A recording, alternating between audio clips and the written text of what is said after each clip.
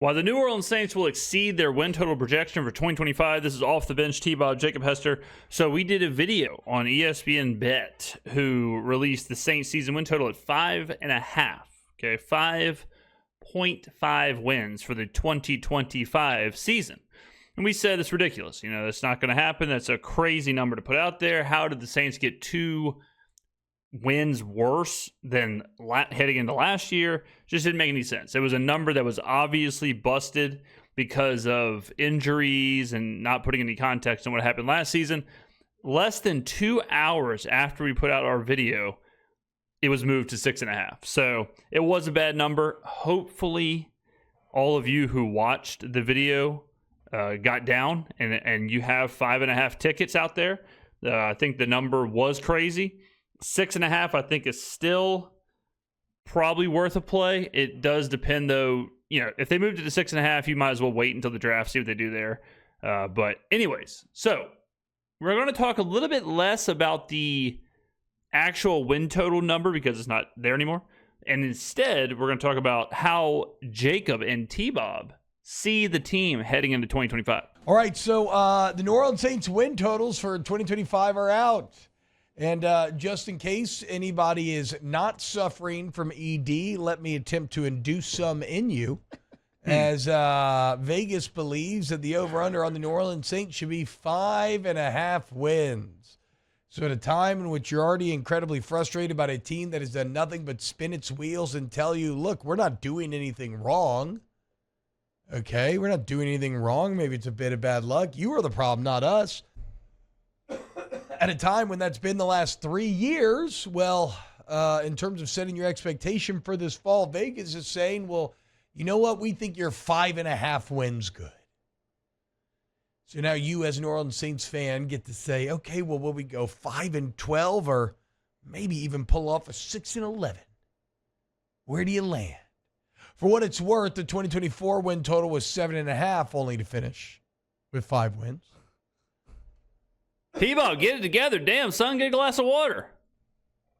I'm feeling bullish, guys. Oh, no. You don't think they get to 6 wins? Line. No, I'm not going to put my nuts on the line. You don't think they can get to 6 wins, though? Let me see their schedule. An offensive, okay, new coaching staff, so we love a new coaching bump. Do we think Kellen Moore is good or not? I don't know. I think so. I know. Can I get with you after the draft? I do think like season projections and things like that before the draft is kind of crazy because, I mean, you can look at the Commanders. Like, think about how much a draft pick can change a team, you know, depending on who the draft pick is and how you're going to play. And, you know, so I 100% think like a lot of this conjecture is kind of crazy as far as like, I've seen videos already that are like projecting the NFC South. Where are the Saints going to finish? It's like, we don't even know we have no clue who's even going to be on the field. You know, like it's a little early. I do want to, this is a bit of an essay, but I recently had a commenter say something to the effect, and I'm paraphrasing, that the Saints, they were comparing the Saints and the Steelers. And I think I had said something about Kenny Pickett and the Steelers draft pick or something like that in a video. And they were saying that the difference between the Saints and the Steelers is the Steelers are a well-run organization, a consistent organization, and with a great front office. And I went and started thinking, I was like, I don't know about that. Like, I don't know if they are.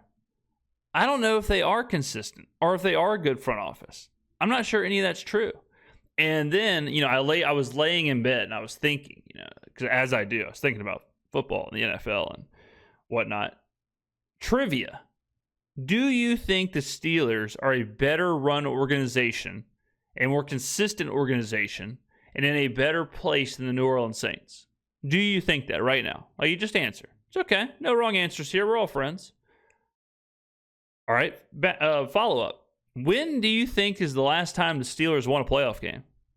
This kind of blew my mind. And I'm going to show the answers. But just, what do you think? Steelers are always above 500. Mike Tomlin, we know all that, right? When's the last time they won a playoff game? When's the last time they were good?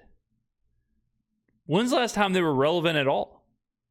It's like, well, I mean, now that you mention it, the front office has been absolutely horrible since Ben Roethlisberger left, with rotating between Mason Rudolph and Kenny Pickett and Russell Wilson and Justin Fields, and now they're in complete quarterback purgatory of who the hell knows.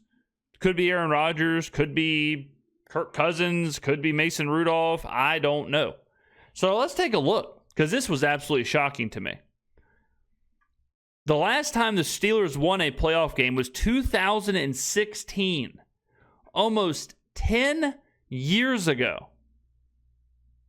Is that not insane? By the way, the New Orleans Saints, this is what they look like. So the last time they won a playoff game was 2020. We all know what happened here. So if you look at the Steelers and you look at the Saints, all right, you look at just the playoff success. Like over the last 5 years, it's not even close. Since 2020, the Steelers have not won a playoff game. Saints have won one, okay? Nothing crazy. I mean, we're talking about 1 versus 0. You go back even further, 10 years, 2015. So the Saints had their rough stretch in 2014, 15, 16 when they went 7-9 before the 16 and 17 draft classes. We all know the story. So in the last 10 years, each team has won 3 playoff games. The Steelers won 1 in 2015, 2 in 2016. The Saints won their 3 in 2020, 2018, 2017. What's also interesting about Pittsburgh is some of these losses. So the loss to Jacksonville in the divisional is at home. The Steelers were 13-4, right? Yeah, 13-4 at home. You get a bye, so you're the 1 or the 2 seed, and you get rolled at home. That's pretty rough. Then the following year, or the following playoff game, 2020, because they didn't make the playoffs in 18 and 19. In 2020, same thing. Playoff game at home, you're 12-5, and you get rolled. You give up 48 points. You go down 28-0 at home to the division rival Cleveland Browns. And then we all know what happened in these games, just complete nothingness. But I think it's really interesting. I think this kind of stuff is fascinating, where it shows you the narratives and it shows you how you can just kind of believe, like, great organization, well run, good draft picks, but the Saints are shit. And the Saints are just spinning their wheels, all right? Like T-Bob just said it, the Saints are spinning their wheels, man. We're spinning our wheels. And you look at other teams, and like that, you would think the Broncos are way better run than the Saints. The Steelers are way better run than the Saints. But then you take a step back and look at the entire thing, like, damn, I'd much rather be the Saints over the last 10 years than the Steelers. I'd much rather be the Saints than the Broncos over the last 5 years. So, per usual, guys, just remember there's a lot of context in this. All right? There's a lot of context on what's going on in the NFL. And it's easy to get hyper-focused on the New Orleans Saints and how bad they are, or how much they're spinning their wheels, or how much you hate Mickey Loomis, or how much you hate Derek Carr, whatever. But if you look at the rest of the league, and that's why I think that's something we do that a lot of other Saints channels don't do, is that we do focus on the entire league, and we do kind of contextualize what we're talking about with that in mind, all right? So, for example, seeing what you just saw now, do you think the Steelers GM is doing a good job? Knowing some of the draft picks of Najee Harris and Kenny Pickett and some of the quarterback decisions, do you think he's doing a good job? Do you think it's acceptable? And then you ask yourself, who's the Steelers GM? All right? I'm sure you have no idea. No, not quite. No, you cannot. Not for this. No, I'm not going to allow that. You have to make you're in this segment right here. You have to make your call. I'm with Ryan. Now, my problem is when it comes to over-under win totals, I almost always think the team I cheer for is going over. Like, I think I would have bet the LSU over each of the last 10 years, and I probably would have been wrong 6 of the 10, maybe even 7. So I don't know that I'm the best to answer this, but new coaching staff, like, and if we're using 5 wins as the base from last season, I think you'll be better than last year. We did this in my video when we talked about win total. it's super easy to just say, do you think this team, and I've seen this a little bit too, because during that video, a lot of the comments were like 4 wins, 5 wins, maybe 5 wins, maybe 4. And my follow-up is always, well, how did they get worse? Like, look at the Saints team this year and look at the Saints team last year. How is this team, if you believe it is, worse? And don't say like, well, older players will get injured. You can't bet on injuries. Like, injuries are so rare, they're so random, you can't factor that in. They may happen, but you can't say like blank player will get hurt. No, I mean, no one knows. Like, you could say, take the Chiefs under every year, because if Patrick Mahomes gets hurt, that team's terrible, right? So, but you can't factor that in. So when you're just looking at the team, how are the Saints worse? They have a better offensive line than last year just because of the addition of Talise Fuaga. Coaching staff is better than last year because anyone's better than Dennis Allen. Okay? Like, the actual structure of the team, that's not even factoring in the draft. But you would assume they're also going to add some good players in the draft. So just the structure of the team is better. Just the philosophy and strategy of the team is better, going from Dennis Allen to Kellen Moore and Brandon Staley. All right. Do I think the Saints are great? No. But in no universe do I think they are as bad as their record showed last year. Unless Bub Means and Mason Tipton are again the 1 and the 2 during games, unless we are bringing on Connor McGovern-esque players who were playing Call of Duty on the couch a week before starting at center, unless that happens again, no way. Saints, I think this year, floor, barring injuries, floor 7-ish wins. Ceiling, I think if all goes right, 9-10 wins is what I see. I think the Saints could compete for the division with 9 or 10 wins, but also could see them just kind of getting some stuff together, young players developing, older players continue to decline.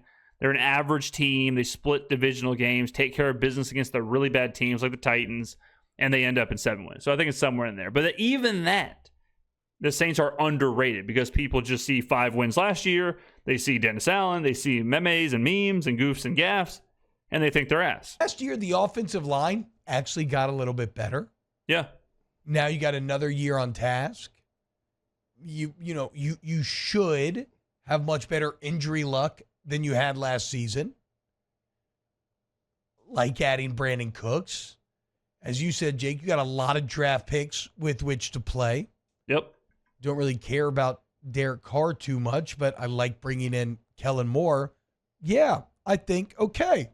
Mm-hmm. I can kind of see it. I could see, a good solid 6-11 season out of your. But even if Carr plays, like, that's another thing. Carr didn't play last year. Like, he played, obviously played some, but Rattler got 7 starts. Hayner got some play. Even if Carr just plays for the entire year, that is still a huge upgrade over Rattler and Hayner. Like, Carr is a middling, average-ish quarterback in the NFL. The production from Rattler and Hayner last year were not average and middling in the NFL. It was bad. Like, so even that, it's like, yeah, I'm not going to say Carr is good, but relative to what we got last year, huge upgrade. Chris Olave, Rashid Shaheed. I think they're okay, but compared to Stone Cold Kevin Austin and, Mason Tipton and Bub Means and MVS and who the hell ever, like, compared to them, yeah, huge boom. Eric McCoy just being on the field, huge boom. Alvin Kamara being on the field, huge. Like, the players that we have relative to who we had last year because of injuries and because of whatever else, relative to that is as much of an upgrade as a lot of teams will have in an offseason. Your New Orleans Saints. A good, solid 6-11. So you don't think that, like, somebody who's never been a head coach, you don't think he's going to struggle at all? No, I mean, that could definitely be the case, but, like, he's also probably better than Dennis Allen. Replacing, I was going to say, he's replacing a guy that we knew was a bad head coach and continued to be a bad head coach. So in the Schrodinger's coach that is Kellen Moore, is the cat alive or dead? I'll choose to believe that it's alive. Okay. for now. Well, and I know we've talked about, like, why are the Saints trying to get in win now mode? They don't have the roster to do it. You have gotten better in the offseason. Like, you signed Justin Reed. Like, and you could say, oh, well, you signed Brandon Cooks. He's older. He's better than what you had last year as a wide receiver 3. Like, you have objectively. Yeah, I mean, I agree. Like, that's another part of this, too, where even if you just look at the offseason moves, the Saints have gotten better. Like, they did not get worse roster-wise as far as, like, adding players, losing players, whatever. You could say, like, the level of the player. You can talk about that, but just strictly, like, what they have done so far, they have gotten better. Again, are they great? Are they, going to compete for a Super Bowl? All that? No, obviously not. But they have sneakily gotten better and just kind of organically upgraded because of all hell that broke loose last year. Gotten at least a little bit better in the offseason. You got Chase Young coming back again for whatever that's worth. I forgot about that contract. You've added some. What other defense? You've added some defensive pieces here and there. Again, I don't think this is a great team. Yeah. But last year's team won 5 games. Right. And that was a team with a record-setting amount of injuries that hated their head coach. Who got fired. Clearly. Yeah. Got fired in the middle of the year. So, like, you're telling me that this team shouldn't be able to do better than that disaster? They should be able to. Yes. Absolutely. Yes. You also got to kind of take out, because when we're talking win total, it's a projection type thing. So take out what actually happened on the field, and you instead look at where the Saints were going into last season and how that equaled 7-5 or 7.5. And then you look at where they're at entering this season, and now you ask yourself, well, how does that equal 5.5? Right? Like where are those 2 wins? Now I understand that it's now 6.5, but even 6.5, how did they get a game worse? Now, right now, as we are sitting here, the argument could be and should be, well, we don't know if Derek Carr will be the quarterback. Okay, that part is valid. Because you do, like, if you don't know who the quarterback's going to be, yeah, like, you do have to take some pause. If the quarterback is Spencer Rattler, 6.5 is very different than if Derek Carr is a quarterback. If the quarterback is Cam Ward, 6.5 is very different. So I do understand if you're sitting here saying, like, well, we don't even know what Derek Carr is going to do, right? But let's pretend let's pretend that he's the quarterback, whatever. Let's pretend we take Mason Graham or Ted McMillan or someone in the first round, and it's not a quarterback situation.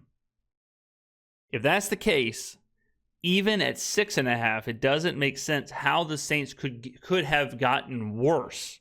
The only answer is that you take last year's results of 5-12, and you just kind of copy and paste. And that's really it. And you don't add any context to what happened in order to get the results from last year. So then I feel like over 5.5 wins is not a bad bet, and maybe not overly sunshine pumpy. Though again, my season total wins, I would lose more often than I won, because every year I see LSU's total, I'm like, oh, I think they should definitely go over that. And they have failed to do so more often than not as of late. By the way, if you're ever betting player props or stuff like this, betting the over is always like, you can obviously talk yourself into the over. If you ever play roulette, the house's edge is the greens, right? Because red and black is 50-50, but you throw the greens in there, and all of a sudden now the house has an edge. Because if you're betting red, black and green beat you. If you're betting black, red and green beat you. So that's the house edge on roulette. That's why roulette, people say it's 50-50, but I mean, those people are, slobbering all over themselves. But the under has a green as well. The green space for unders in player props or season win totals or anything else is the unexpected, anything unexpected. Injuries, trades, anything like that usually benefits the under. So Saints under last year, exactly this. The Saints were no way they would have been under 7 or under 7.5 wins last year if everyone stays healthy. No way. I mean, they won 5 games, even amidst all the problems that happened. Then you throw in the Philadelphia game, you throw in the Atlanta game, you throw in the Washington game, you throw in the Rams game. Like, there's still so many games we could have won. But because of the injuries, the roulette ball lands on green.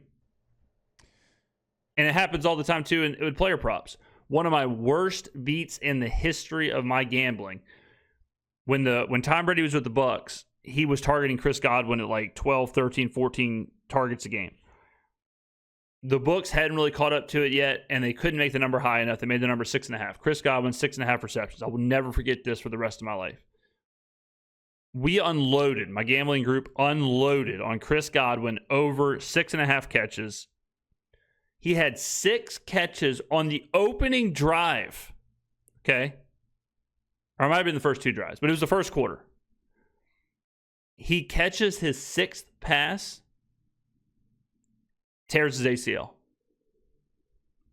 Go back and look at that game, and it'll play out exactly how I'm telling you right now. So that reminds me a lot of the Saints season last year, where if you look into that Chris Godwin game, you could say, well, yeah, of course, under 6.5 was the way to go. But the obvious response is, well, he had 6 catches in the first quarter. He was obviously going to get another catch if he doesn't blow out his ACL, just like the Saints. You see what the Saints did in the first 2 games. You're telling me it's a 5-win team. No, obviously not. But you've got a lot of people who still, to this day, say, yeah, everyone knew the Saints would be last in the division last year. Yeah, of course. Everyone knew Dennis Allen was going to be fired and this and this and this, and the Saints were a 5-win team. Everyone could tell. Yeah. But you don't think the injuries were a part of that? No, of course Chris Godwin was going to get 6 catches. Why would you think he would get over 6 catches? I'll be the pessimist and say 5 wins. All right, well, we'll see. So if I'm not I would mistaken, love to be proven wrong. you play the NFC West and the AFC East, correct? I'm actually not sure. I haven't even looked at the schedule, which is, Well, the schedule, critical information for this. well, you don't have like the dates or anything, but I'm pretty sure that's the way that it lines up is you're going to play the West out of the NFC and the East out of the AFC. So does that change anything for you? No, I mean, look, the Niners are way, way, way down from what they used to be. So Niners, Cardinals, Rams, Seahawks. That's what I'm saying. Rams are still really good, but otherwise, the NFC West is not what it was a few years ago where it was basically all the best teams in the NFC. All right, so T, I might follow you. Yeah, so Jacob's looking at the schedule, and this is what I did. When we looked at the schedule, I'm seeing the Jets on there. I'm seeing the Giants on there. I'm seeing the Titans on there. It's like, well, I mean, damn, these are pretty whatever teams on top of your division, which usually you split. You split Atlanta, split Carolina, split Tampa, whatever. It's not hard to find 6 wins. And I'll say this about the producer who said 5 wins. If you're going to say 5 wins, you better have a damn good reason. Just saying they'll win 5 wins. They'll win 5 games. If you don't have a reason, that pisses me off. 2 6 wins because Let's go. you have the 49ers who are in a rebuild right now. Yeah. You have the Jets and also the Patriots and the Giants. All those games are going to be at home. Yeah, I mean, come on. So you like Then you where those throw in the games are. Panthers. Those teams are still trying to figure out a lot of information about Couple their Panthers team. games thrown in. Now, on the road, Falcons. well, I mean, the Panthers might be better than you. Away, Panthers are 6.5 wins, I believe. Saints are now 6.5 wins. So, I would say they're seen as similar teams. And the Falcons are 7.5. So I mean, even the Falcons are they're all right there in the same world. Those 3 teams. I would say the Falcons, Panthers, and Saints are all kind of equal. The Bucs are a step ahead, but as far as division, home game, all that stuff, I think saying you split those games is more than fair. on the road, Maybe. you do have a tough game against the Rams. That's going to be very difficult. That's a loss, not a big deal. You got to go to Buffalo. Loss, no big deal. Yeah, You got to go loss, to Miami. Yeah. I mean, Miami's no great shakes. Miami's, who knows? But You get to go Yeah. to Tennessee, they earned the number 1 pick. Yeah, they're So I horrible. still think they're going to struggle. You go on the road to the Bears, depending on where Caleb Williams and how much they've grown and where that falls on the schedule. I do like the home games, though. I like having the Cardinals, the 49ers, the Jets, the Patriots, and the Giants all at home. Feels like 6 wins at least, guys. There it is. We figured it out here on OTB. If you are watching this on YouTube, act now before the win total gets bumped up. 5.5 wins. Hammer it. Saints over. And Mickey Loomis going to be smacking that gum right in your face when he's sitting there on top of a sexy 7-10 exceeding expectations record. I see. I told you. Hell yeah. Vegas, they don't know. Yeah. Wow. Just What is interesting about this Saints season is that because of what happened last year, exceeding expectations is pretty fluid. Like 7, 8, 9, 10, anywhere in that world, you could argue like, okay, this is well exceeding expectations. I mean, if Kellen Moore and the Saints are all out there and they win 9 games, 10 games, and let's just say they win 10 games and win the division. I mean, that would be Kellen Moore would probably win Coach of the Year at that point. He'd be right there. He would be right there.